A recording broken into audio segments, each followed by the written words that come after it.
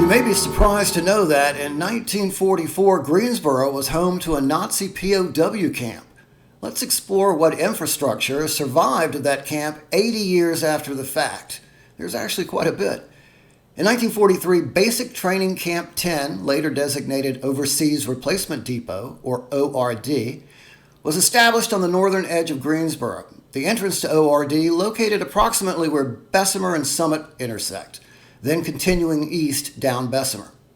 Situated on 650 acres, ORD's mission was to train and outfit U.S. Army Air Forces recruits for the European theater of war.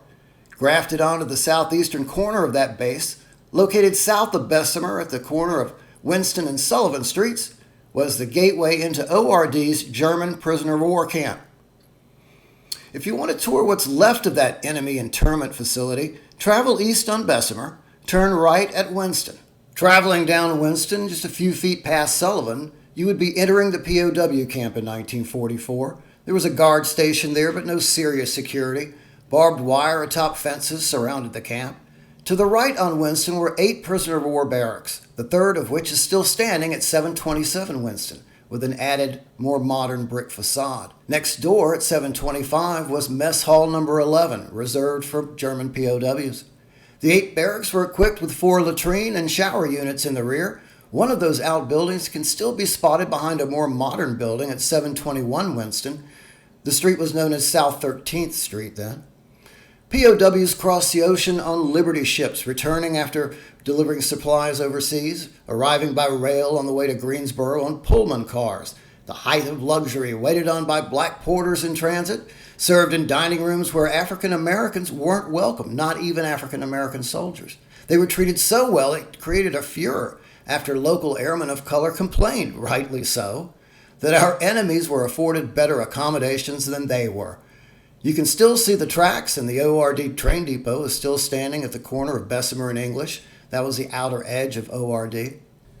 Returning to the POW camp, to the left of the barracks was an unfenced guard field. An administrative office, I believe, at 704 Winston resolutely sits up on cinder blocks, just as almost every other building was in ORD. It was meant to be temporary after all. We were going to win the war, right? This building was constructed a bit later than the others, perhaps to process Germans going back to Germany, I'm guessing.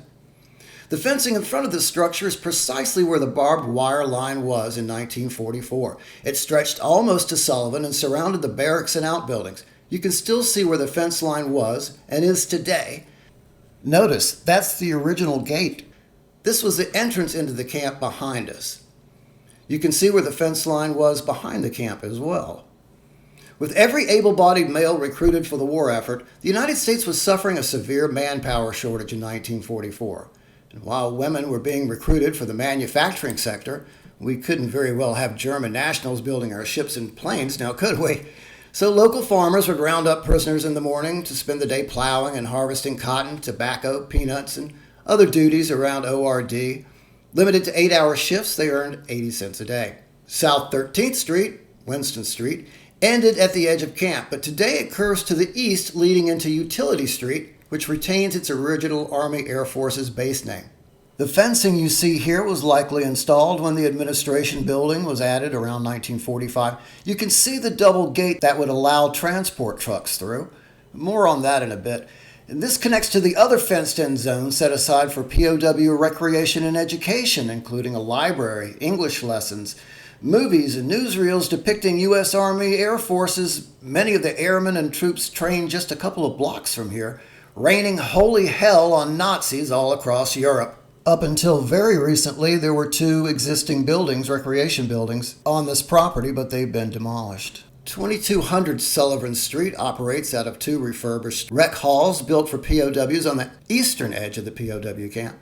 A year after VE Day in 1946, all Axis combatants were forcibly deported back to their hometowns.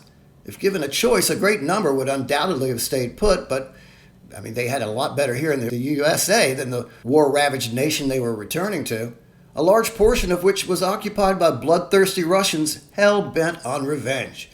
Many of the Germans quartered in Greensboro wrote letters back to the families they worked for and dined with, often receiving care packages in return.